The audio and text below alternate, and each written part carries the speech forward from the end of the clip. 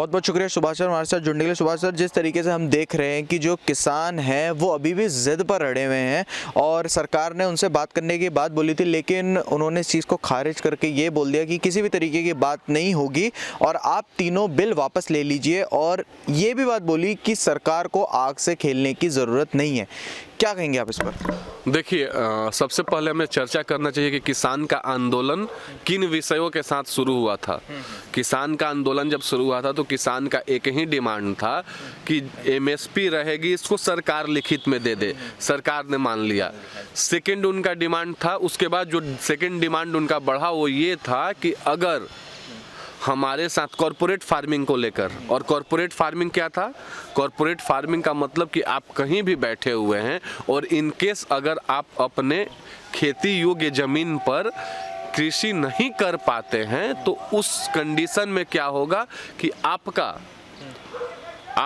जो खेत है उस पर अगर आप चाहेंगे तो आपके चाहने के बाद, ये नहीं है कि कोई ज़बरदस्ती होगा, कोई भी कॉरपोरेट सेक्टर होगा। Corporate sector in the sense कि उसको किसी एक या दो कॉरपोरेट से नहीं हमको लिंक करना चाहिए। देश में तमाम ऐसे लोग हैं, हो सकता है कि कोई एक नया सेक्टर आता है एग्रीकल्चर फार्मिंग को लेकर,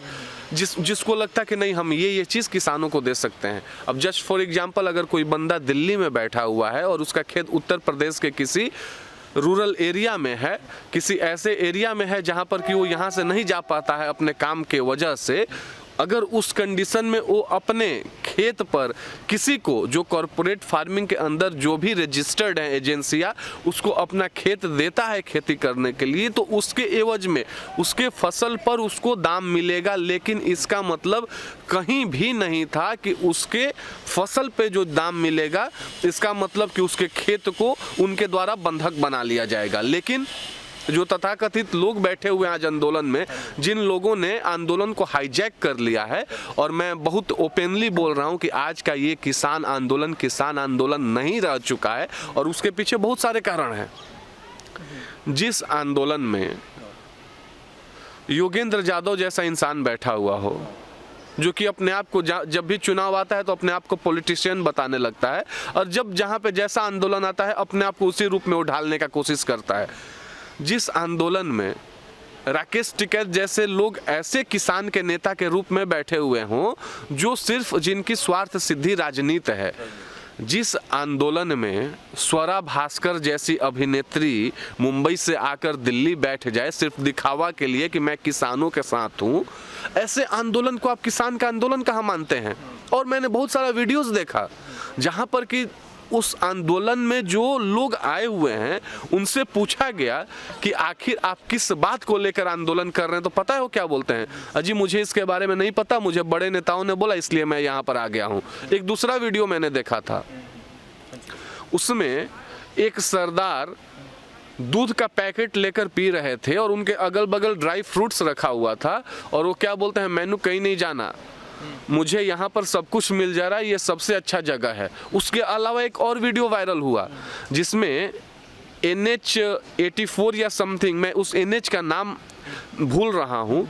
वो वीडियो अगर आप वायरल वीडियोस में देखेंगे तो आपके सामने आ जाएगा। उसमें किसान,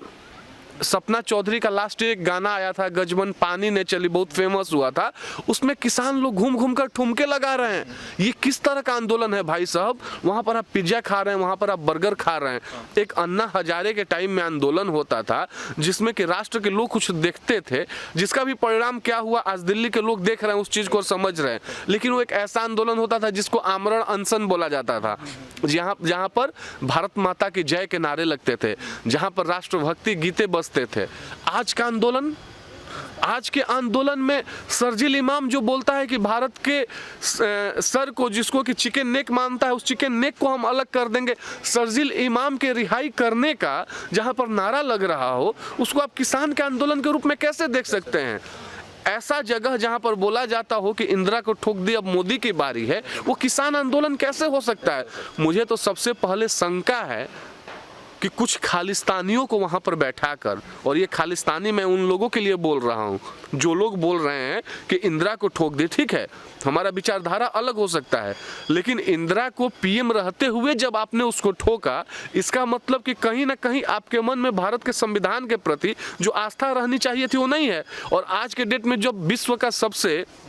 लोकप्रिय नेता और सबसे शक्तिशाली नेता आपके प्रधानमंत्री के कुर्सी पर बैठा हुआ है, उसको आप धमकी दे रहे हैं कि हम ठोक देंगे, और आप बोलते हैं कि किसान आंदोलन में यहाँ पर आग है, आग से ना खेलने का कोशिश करें। अरे भैया, यहाँ पर तो सारा रास्ता सरकार ने खोल दिया है। सरकार बोल रही है कि आप जो बोले हम वो करेंगे। आप कॉर्पोरेट फार्मिंग का हम लोग चर्चा कर रहे थे, आपने कॉर्पोरेट फार्मिंग के बारे में बताया कि ये एसडीएम के पास जो मैटर जाता था वो एसडीएम के पास ना जाके निचले अदालत में उसकी सुनवाई हो। सरकार ने ये भी बोल दिया कि हाँ ठीक है, आपके अनुसार अगर आपको इसमें संदेह है तो इसका जो सुनवाई है, इसका सुनवाई किसी एसडीएम के यहाँ ना होकर किसी भी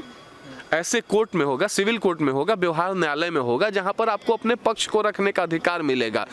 कृषि मंत्री बोल रहे हैं, गृह मंत्री बोल रहे हैं, प्रधानमंत्री मन की बात से लेकर तमाम, चाहे वो मध्य प्रदेश के किसानों को संबोधित कर रहे हो या कहीं के भी किसानों को संबोधित कर रहे हैं, वो इस बात के लिए आसान्वित कर रहे हैं कि इस बात को आप लिख लीजिए कि आपकी जमीन कहीं नहीं जाएगी।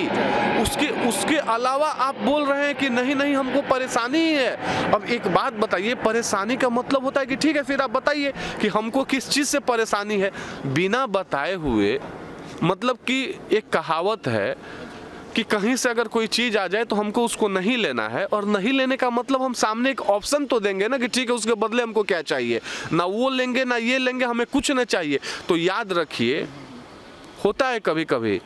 जनमत जो होता है ना, जनमत में कभी कभी ऐसे फैसले लेने पड़ते हैं जो कहीं ना कहीं से कठिन तो हो, जो कहीं ना कहीं से कड़वा तो हो, लेकिन राष्ट्र के विकास के लिए, राष्ट्र के लोगों के विकास के लिए बहुत हेल्पफुल हो और बहुत मददगार हो। और एक और बात, आज कृषि कानून, जो लोग एमएसपी पर अपना राग बयान कर रहे हैं, आज कृषि कानून आए हुए लगभग 6 महीने हो गए। 6 महीने के बाद जो धान की खेती के बाद जो एमएसपी लागू हुआ है हर एक राज्यों में, कौन सा ऐसा राज्य है, ऐसा कौन सा राज्य है जहां पर कि एमएसपी पर वहाँ के राज्यों ने, जो भी राज्य है, और खास करके जब मैं राज्यों का चर्चा कर रहा हूँ तो बीजेपी शासित राज्यों ने मना कर दिया हो कि हम एमएसपी पर आपके फसल को नहीं खरीदेंगे। उसके बाद आप पंजाब के किसानों का बात करते हैं,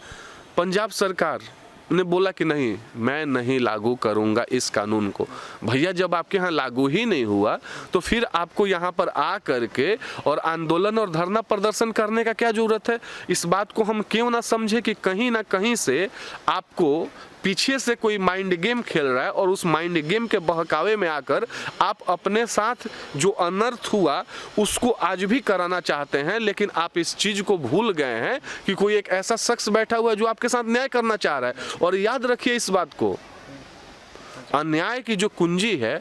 और झूठ को 1000 बार भी झूठ बोला जाए, ये कुछ लोगों के मन में है कि झूठ को 1000 बार झूठ बोलेंगे तो सत्य हो जाएगा। लेकिन मैं एक बात बताता हूँ कि सत्य हमेशा सत्य होता है। सत्य कभी भी परेशान हो सकता है, पराजित नहीं हो सकता, और आज वही सत्य के साथ हो रहा है। सत्य को परेशान करने का तमाम षड्यंत्र रचा जा रहा है, लेकिन आप देखिएगा कि आने वाले समय में सत्य को कोई भी परेशान नहीं कर पाएगा। इस बात को जो भी किसान हैं, जो इस बात को समझ रहे हैं, और फिर जब मैं किसानों का चर्चा कर रहा हूँ तो वाकई किसान वो है, जब आज गेहूं का मौसम है तो वो किसान आपको यहाँ नहीं दिखेंगे। वो किसान अपने खेतों में जुताई और बुआई के चक्कर में लगे हुए हैं, वो इस बात को समझ रहे हैं। 621 किसान यूनियंस रजिस्टर्ड है आपके राष्ट्र में, 621 किसान यूनियंस में 582 किसान यूनियंस इस बिल के पक्ष में सरकार के साथ खड़ी है, और यहाँ तक बोल रही है कि अगर इस बिल को वापस लिया गया तो हम आकर आंदोलन करेंगे। और जो बाकी की बची 39 किसान यूनियंस है, उसमें सर्वाधिक 27 किसान यूनियंस पंजाब से है, वो पंजाब जहाँ पर नया कृषि कानून लागू ही नहीं किया गया है। अब समझने के लिए इशारा काफी होता है इंसान को। आपके यहाँ लागू ही नहीं किया गया, आप विरोध कर रहे हैं, जिसके यहाँ लागू कर दिया गया वो इसके समर्थन में खड़े हैं, तो आखिर सरकार क्यों पीछे हटे। मनसा तो हमें उन तथाकथित किसान नेताओं के ऊपर खड़ा होता है, उनके आचरण पर खड़ा होता है कि कहीं ये लोग तो सोनिया के राज दरबारी नहीं है ना, जो जाकर सोनिया के राग दरबारी का मतलब कि उसके राग में हाँ कहाँ मिला रहे हैं, और उसके अनुसार कहीं ना कहीं राष्ट्र की सुरक्षा पर खतरा होने का ये लोग कार्य और इल्म कर रहे हैं।